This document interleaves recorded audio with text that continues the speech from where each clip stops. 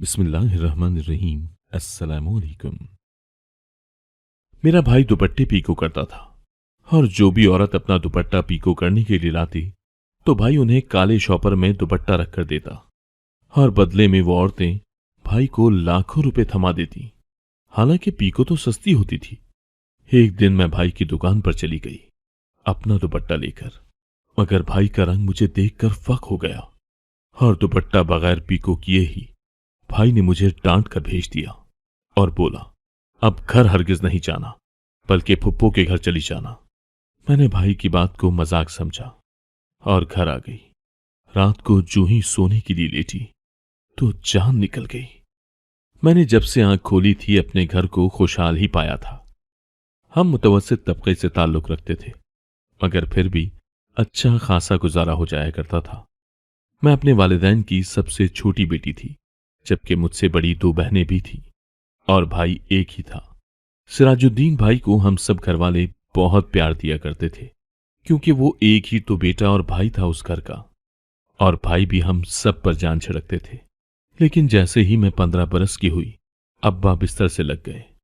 अब्बा दमे के मरीज थे और अब उनके फेफड़े बहुत कमजोर हो चुके थे। अब अक्सर उनकी सांस फूल जाया करती थी और वो कोई काम करने के काबिल नहीं रहे थे। उनकी बीमारी के इलाज पर भी अच्छा खासा खर्चा हो गया था। जो जमा पूंजी थी वो सब खत्म हो गई। हम लोग अचानक से बहुत तंगदस्ती की जिंदगी में आ गए थे। अब्बा तो बिस्तर से लगे सो लगे। अचानक एक रात अम्मा भी हमें छोड़कर चली गई। ये सदमा हम सब के लिए बहुत अचानक था और हम सब दहल कर रह गए थे। डॉक्टर्स ने बताया था कि उनको दिल का दौरा पड़ा था और वो जांबड़ ना हो सकी। मेरा तो रो रो कर बुरा हाल हो गया था, क्योंकि अम्मा के सबसे ज्यादा नजदीक और करीब मैं ही थी। लेकिन किस्मत का लिखा तो बर्दाश्त करना ही पड़ता है। ऐसे में भाई और बहनों ने मेरा बहुत ख्याल रखा और मुझे बहुत लाड प्यार दिया जो अम्मा दिया करती थी। अब तो मैंने देखा कि भाई बहुत परेशान दिखाई देते थे। अचानक से सारी जिम्मेदारियां जो उनके कंधों पर आ गई थी, वो सारा सारा दिन नौकरी की तलाश में इधर से उधर भटकते फिरते, मगर कहीं से कोई आसरा न मिलता। फिर अचानक एक दिन भाई बहुत खुश घर आए। सानी, कहाँ हो तुम? देखो, मैं तुम्हारी पसंद की मिठाई लाया हूं। उनकी आवाज में खुशी की खनक थी। मैं भी भागते हुई कमरे से निकली और उनके हाथ से मिठाई झपट ली। अरे अरे, ये क्या भाई, दूसरों का भी तो हिस्सा है। भाई मेरे पीछे भागने लगे। मेरी बड़ी बहन रानिया मुस्कुराते हुए करीब आई। क्या हुआ भाई, कहां से लाए हैं ये मिठाई? वो मिठाई की तरफ इशारा करके बोली। बस रानो, तुम बहनों की दुआएं रंग ले आई हैं और मुझे एक दुकान में नौकरी मिल गई है। ये सुनकर हम सब बहुत खुश हुए। लेकिन जब उन्होंने बताया कि वो पीको की दुकान पर दुपट्टे पीको करेंगे तो रानिया का चेहरा उतर गया। भाई, आप तो इतने पढ़े लिखे हैं और ये काम करेंगे? वो उदासी से बोली। तो भाई भी संजीदा हो गए। देखो रानो, ये मेहनत का काम है और मेहनत में शर्म कैसी। वो तो चाचा अब्दुल ने मुझे अपनी दुकान पर बैठने दिया है। बोले, जो दुपट्टे वगैरह तुम पीको करोगे उसकी सारी कमाई तुम्हारी होगी, और जब तेरे हालात ठीक होंगे तब से मैं अपना हिस्सा लिया करूंगा। और देखो, आज ही मेरी अच्छी खासी कमाई हो गई है। औरतों को तो जैसे कोई और काम आता ही नहीं। सारा सारा दिन लाइन में लगी हुई थी। किसी को 200 वाली करवानी थी तो किसी को 20 वाली, और एक ने तो 700 वाली लेस लगवाई है। मैं तो हैरत में पड़ गया हूं। भाई हंसने लगे तो हम सब भी हंस दिए, और वो हमारी खुशहाली का पहला दिन था। उस दिन के बाद भाई रोज घर में बहुत कुछ ले आते। बहुत जल्द उन्होंने अपना कर्ज भी उतार दिया था। इसी तरह हम लोग फिर से फिक्र फाका से निकल आए थे। कहां तो हमारे घर में आटा तक नहीं होता था, और अब इतना राशन दिलवाता था भाई के किचन में जगह भी नहीं होती थी। मैं तो बहुत खुश थी। मुझे अपनी पसंद के कपड़े भी मिल जाया करते थे। फिर एक रात मैंने भाई से कहा, भाई मुझे आपकी दुकान देखनी है। मेरी बात सुनकर भाई के चेहरे पर अजीब सी करख्तगी आ गई और उन्होंने मुझे सख्ती से कहा कि खबरदार सानी, कि तुम तीनों में से कोई भी मेरी दुकान पे आया। लेकिन क्यों भाई? मैंने हैरत से पूछा। तो वो और गुस्से में आ गए। बस, मैंने कह दिया है ना, वहां मेरी जान पहचान के लोग हैं। वो क्या सोचेंगे कि सिराजुद्दीन की बहनी बाजारों में घूमती हैं। मैंने उनको कहा हुआ है कि हमारे घर की औरतें पर्दा करती हैं। मेरी उतरी हुई शक्ल देखकर फिर उनका लहजा कुछ नर्म हुआ। तुझे जो चाहिए मैं ला दूंगा और पीको के डिजाइन की वीडियो बना के ला दूंगा, फिर तुम खुद पसंद कर लेना। तब मैंने हां में गर्दन हिलाई तो वो खामोश हो गए, लेकिन मैंने देखा कि काफी देर तक वो गहरी सोच में गुम थे। उस दिन बात आई गई हो गई और फिर कुछ दिनों बाद रानिया और सज्जो के लिए रिश्ते भी आ गए। भाई बहुत खुश थे। वो दोनों भाई थे और बहुत अच्छे खानदान से ताल्लुक रखते थे। उनकी माँ और बहन को दोनों ही पसंद आ गईं। असल में वो सिर्फ रानिया के लिए आए थे, मगर उनको सज्जल भी पसंद आ गई थी, तो उन्होंने अपने दोनों बेटों का रिश्ता रख दिया। भाई ने हां करने में बिल्कुल भी देर न लगाई और अब्बा से इजाजत लेकर उन दोनों की मंगनी कर दी। घर में खुशी का माहौल था। हम सब बहुत खुश थे। इतना अच्छा रिश्ता और अच्छे लोग मिले थे। जल्दी जल्दी शादी की तैयारियां भी शुरू कर दी गईं। भाई हमें बड़े बड़े मॉलों में ले जाते और ढेरों पैसे देकर कीमती मलबूसात पसंद करते जहेज के लिए। रानो और सज्जो बहुत मना करती कि भाई ये बहुत महंगे हैं और हमें इनकी आदत भी नहीं है। तब वो मुस्कुराकर कहते, अब तो आदत डालनी पड़ेगी, क्योंकि तुम दोनों के होने वाले शौहर बहुत अमीर घराने से हैं और अच्छा खासा बिजनेस है उनका, तो तुम दोनों को अभी से उनके तौर तरीके अपनाने होंगे। तब वो खामोश हो जाया करती। भाई ने उन दोनों के जहेज के लिए सोने के सेट और चूड़ियां बनवा दी थीं और इसके अलावा जहेज में टीवी, फ्रिज, एसी और घर भर का सामान दोनों के लिए ले लिया था। मोहल्ले वाले तो सख्त हैरान थे कि इतना सारा जहेज, और वो भी अच्छे से अच्छा। भला कैसे हुआ ये सब? कुछ लोग पूछ लेते तो भाई कहता कि अल्लाह की देन है, और सब चुप हो जाया करते। और फिर शादी का दिन भी आ ही गया। शादी हॉल में चारों तरफ मेहमानों का झमकटा लगा हुआ था। सारे खानदान और मोहल्ले वाले आए हुए थे। मैं बहुत थक चुकी थी मेहमानों की आवभगत कर करके।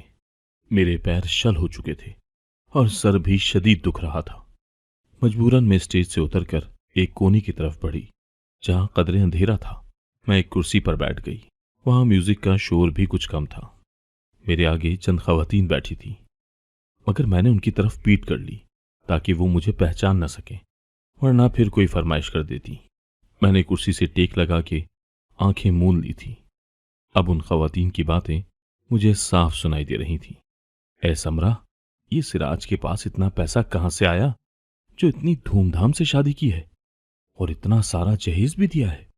एक मोटी खातून जो मेरे आगे बैठी थी वो बोली, और हां देखो तो जरा, रिश्ता भी अपने से ऊंचे लोगों में किया है। भला इनका क्या जोड़? दूसरी औरत ने भी अपनी जलन निकाली। मैं बस उंगलियों से अपना माथा मसल रही थी क्योंकि मेरे सर में बहुत दर्द हो रहा था। अरे बहन, इसकी क्या बताऊं?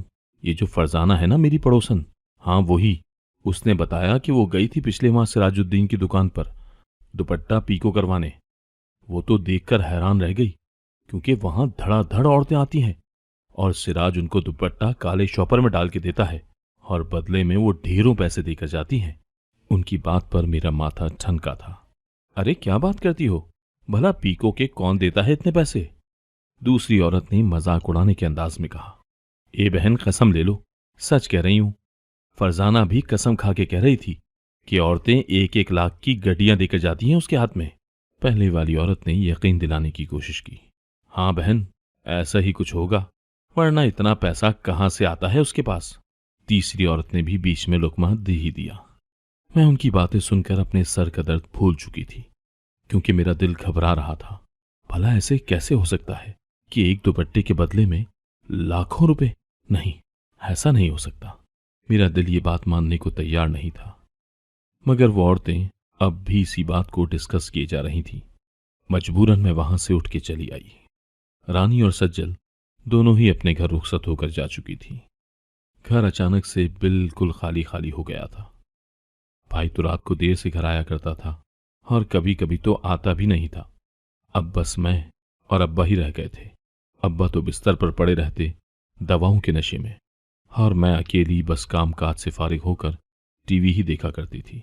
मगर अब मैं काफी परेशान थी। भला वो औरत क्या बात कर रही थी? क्या ये बात सच थी, या वो लोग जलन में ये सब बातें फैलाते हैं? लेकिन फिर भी मेरा दिल मुतमईन न था, और तभी मैंने फैसला किया था भाई की दुकान पर जाने का। तकरीबन 1 साल पहले मेरे भाई ने गुर्बत से तंग आकर यह काम शुरू किया था। तो ऐसा हो सकता था कि सिर्फ पीको के बदले लाखों रुपए औरतें भाई को देकर चली जाएं। इसी बात का सुराग लगाने के लिए आज मैं भाई की दुकान पर आई थी, ताकि मैं हकीकत जान सकूं। या तो लोगों को कोई गलतफहमी हुई थी, या फिर माजरा कुछ और ही था। लेकिन जैसे ही मैं भाई की दुकान में दाखिल हुई, तो मुझे देखकर उनके चेहरे का रंग फक हो गया था। उन्होंने एकदम दाएं बाएं देखना शुरू कर दिया। मैंने महसूस किया कि उनका चेहरा गुस्से से लाल हो चुका था। भाई ने मुझसे कहा कि तुम यहां क्यों आई हो? तो मैंने आराम से कहा कि मैं यहां दुपट्टा पीको करवाने आई हूं। यहां पर हर कोई इसी काम के लिए आता है। भाई ने कहा कि तुम्हें यहां नहीं आना चाहिए था। तो मैंने कहा मुझे अपने दुपट्टे पीको करवाने थे, तो मैंने सोचा कि आप ही से करवा लूं। दूसरी दुकान पर जाऊंगी तो पैसे खर्च होंगे, आप तो मेरे भाई हैं, मुफ्त में कर देंगे, मैंने शोखी से कहा। मगर भाई का गुस्सा बढ़ता ही जा रहा था। वो हद से ज्यादा परेशान दिखाई दे रहे थे। उनके माथे पर पसीना आ गया था, जबकि उस वक्त तो दुकान पर उनके अलावा कोई था भी नहीं। भाई ने कहा, तुझे मना किया था ना, तेरी समझ में बात नहीं आई? अभी इसी वक्त यहां से दफा हो जाओ, और आइंदा मेरी दुकान पर कभी मत आना। वो अल्फाज चबा चबा कर बोल रहे थे। उनका लहजा मुझे खौफजदा कर रहा था। भला ऐसी भी क्या बात हो गई थी? भाई ने तो कभी मुझसे इस तरह से बात नहीं की थी।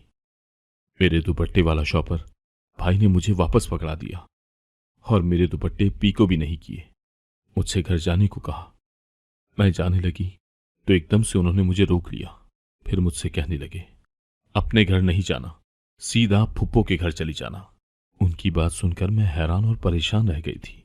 भला मैं क्यों फुप्पो के घर जाऊंगी? मुझे अभी रात का खाना बनाना था, और फुप्पो का घर यहां से बहुत दूर था।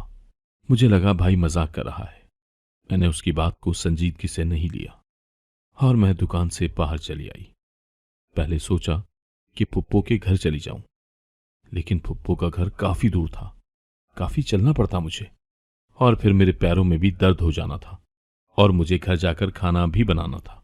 मैंने सोचा कि अगर फुप्पो के घर चली गई तो फिर बातों में लग जाऊंगी, और वापसी पर लाजमी देर हो जाएगी। मुझे बहुत मायूसी हुई थी। जिस मकसद के लिए मैं भाई की दुकान पर गई थी, वहां मुझे वैसा कुछ भी नजर नहीं आया। मुझे यकीन हो गया था कि लोग जलन और हसद में ऐसी बातें फैलाते हैं, क्योंकि जितनी देर मैं दुकान में खड़ी रही तो कोई भी खुफिया किस्म की औरत वहां नहीं आई थी। लेकिन एक बात जो मुझे शक में मुब्तला कर रही थी, वो था भाई का रवैया। खैर, मैंने सोचा कि अपनी बहन का दुकान में आना शायद उनको अच्छा नहीं लगा था, और इसी वजह से उन्होंने गुस्सा किया। लेकिन मुझे फुप्पो के घर जाने का क्यों कहा, यह बात मुझे समझ नहीं आई। खैर, अपनी फुप्पो के घर जाने के बजाय मैं अपने घर की तरफ रवा दवा थी। मैं तेज तेज कदम उठाती हुई अपने घर की जानिब जा रही थी। मैंने अपना वजूद सियाह रंग की चादर में ढांप रखा था, और चादर के पल्लू से ही चेहरे पर निकाब किया हुआ था। सिर्फ मेरी आंखें नुमायां थीं, और मेरे हाथ में शॉपर था। मैं घर पहुंच गई थी। घर आकर मैंने दरवाजे को कुंडी लगाई और अपने काम में लग गई। आज रात का खाना बनाना था, लेकिन खाना बनाते हुए मैं सोच रही थी कि आखिर ऐसी क्या बात थी कि भाई इतना परेशान हो गया था, और मुझे फुप्पो के घर जाने का कहा। पहले मैंने सोचा कि भाई को यह बता दूं कि मैं सीधा घर आ गई, लेकिन फिर सोचा कि भाई गुस्सा करेगा। उसने मुझे फुप्पो के घर जाने का कहा था, और मैं घर आ गई। घर आकर भाई ने सबसे पहले मुझसे पूछा, फुप्पो के घर गई थी ना? तो मैंने इस बात में सर हिला दिया। उन्होंने कुछ नहीं कहा, और खाना खाने के बाद वो जल्दी जल्दी में फिर से बाहर निकल गए, और मुझे कहा कि दरवाजे को कुंडी लगा दो, शायद आज रात में घर ना आ सकूं। अक्सर ऐसा होता था कि भाई कभी कभार बाहर निकल जाता था, और सारी रात घर नहीं आता था। घर पर अब्बा जी थे, जो बिस्तर से लग चुके थे। वो चलने फिरने के काबिल नहीं थे, लेकिन फिर भी मुझे आसरा था। अब्बा सो चुके थे। वैसे भी उनकी दवाई में नशा होता था, तो वो ज्यादातर आराम में ही होते थे। मैं भी कामकाज से फारिग होकर अभी लेटी ही थी कि अचानक किसी ने मेरे मुंह पर हाथ रखा और जोर से दबाया। मैं इस अफ्ताद के लिए तैयार नहीं थी और कोई मज़ाहिमत भी न कर सकी, क्योंकि मुझे जोर का चक्कर आया और फिर मुझे कुछ होश न रहा। भाई की दुकान जाकर मुझे कोई सुराग तो ना मिला, लेकिन वापसी पर रात को जो कुछ हुआ वो मेरी समझ में तो नहीं आ रहा था। मुझे होश आया तो मैंने खुद को एक कुर्सी पर रस्सियों से बंधा पाया और चारों तरफ अंधेरा ही अंधेरा था। मेरा मुंह भी बंधा हुआ था, मैं कुछ बोल भी नहीं पा रही थी। मैंने हिलने जुलने की बहुत कोशिश की, मगर मुझे बहुत सख्ती से बांधा गया था। काफी देर बाद जाके दरवाजा खुला, जहां से चंद लोग आते दिखाई दिए। उनमें एक लड़की भी थी। वो लोग मुझसे अजीब से सवालात किए जा रहे थे, मगर मुझे कुछ समझ नहीं आ रहा था। एक ने कहा, इसका मुंह तो खोल दो ताकि जवाब तो दे सके। तभी उस लड़की ने मेरा मुंह खोल दिया। कौन हो तुम लोग? मुझे यहां क्यों लाए हो? मैंने घबरा के सवाल किया, क्योंकि मुझे बहुत खौफ आ रहा था। मेरा वजूद तो पत्ते की तरह कांप रहा था। न जाने ये कौन लोग थे, मुझे यहां क्यों लाए थे। या अल्लाह, अब मैं किसी को मुंह दिखाने के काबिल नहीं रहूंगी।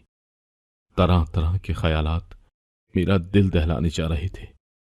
खामोश हो जाओ, सवाल हम करेंगे, तुम नहीं, समझी?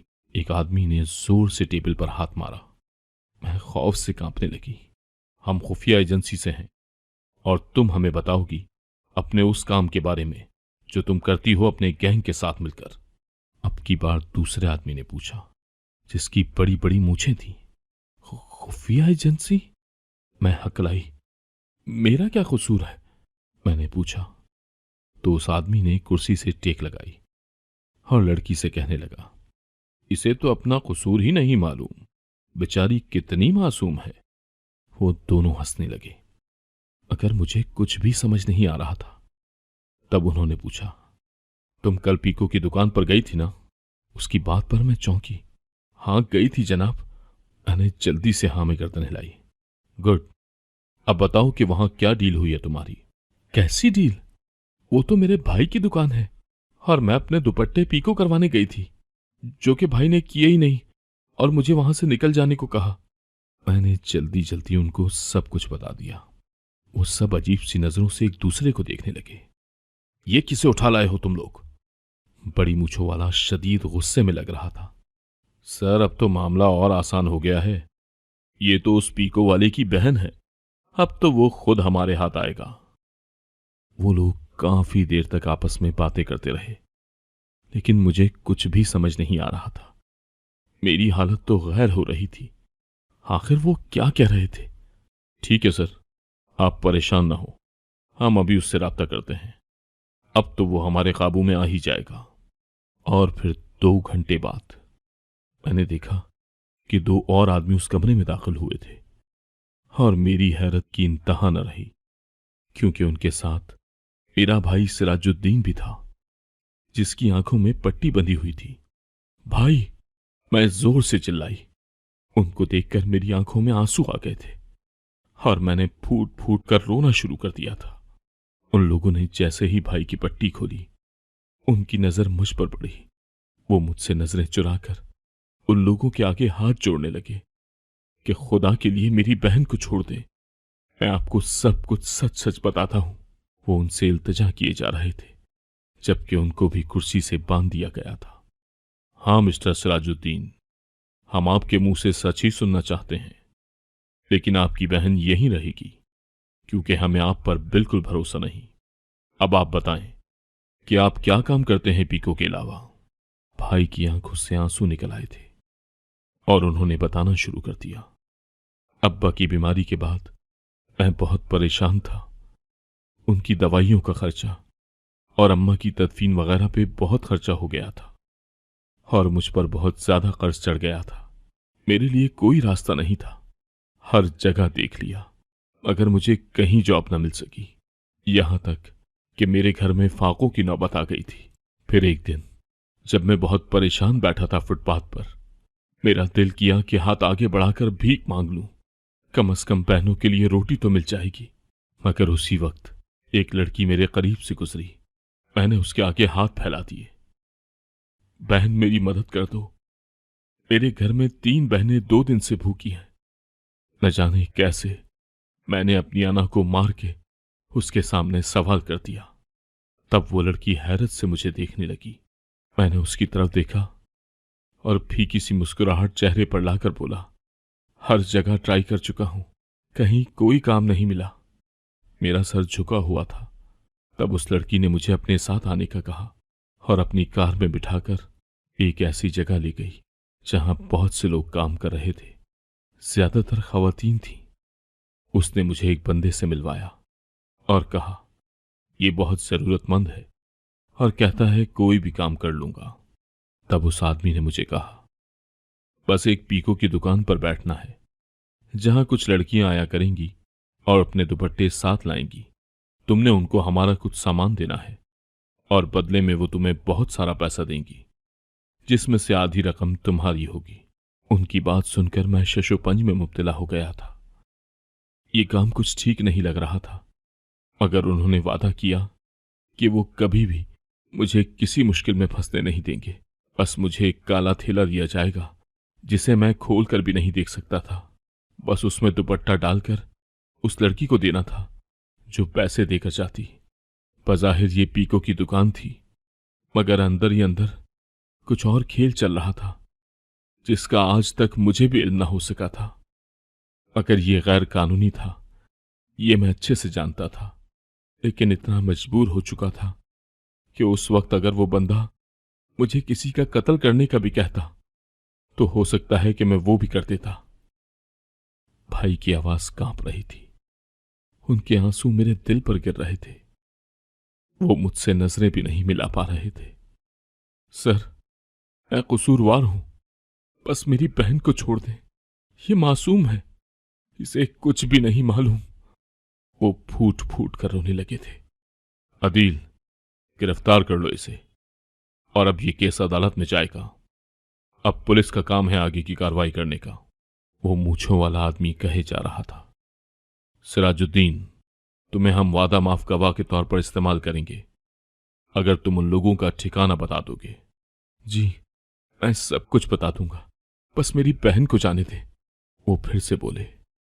उनका सर झुका हुआ था और आंसू जारी थे। उस लड़की ने मेरे हाथ पैर खोले और मुझे उठाया। चलो, तुम्हें तुम्हारे घर छुड़ाते हैं। उसने मुझे आगे चलने का कहा और मैं भाई से लिपट गई। भाई, ये आपने क्या कर दिया? मैं रोने लगी थी। भाई ने कोई जवाब न दिया, बस बोले, यहां से चली जाओ सानी, और ये बात किसी को ना बताना कि रात को तुम घर पर नहीं थी। तुम्हें मेरी कसम है। उन्होंने मेरी तरफ देखे बिना ही मुझे कहा और वो लड़की मुझे खींचती हुई चली गई। मैं घर आ गई थी। वादे के मुताबिक मैंने किसी को कानों कान खबर न होने दी थी कि कल रात क्या हुआ था, मगर सच तो ये था कि हम फिर से बेयारो मददगार हो गए थे। भाई को 5 साल की कैद हुई थी क्योंकि वो लोग गैर कानूनी काम किया करते थे और भाई की दुकान पर उनका लेन देन चलता था।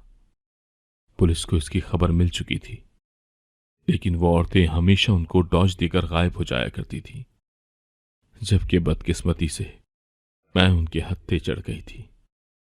अब हमें बस उस दिन का इंतजार था जब भाई जेल से वापस आते। काश भाई पीको करके ही गुजारा करते, अगर हराम तो ना कमाते। सच कहते हैं, बुरे काम का बुरा अंजाम। अगर आपको आज की कहानी पसंद आई है तो वीडियो को जरूर लाइक कीजिएगा और अपने दोस्तों के साथ भी शेयर कीजिएगा। और हां, अगर आपने अभी तक हमारा चैनल सब्सक्राइब नहीं किया तो जरूर सब्सक्राइब करें। मिलते हैं कल एक नई और दिलचस्प कहानी के साथ। अल्लाह हाफिज।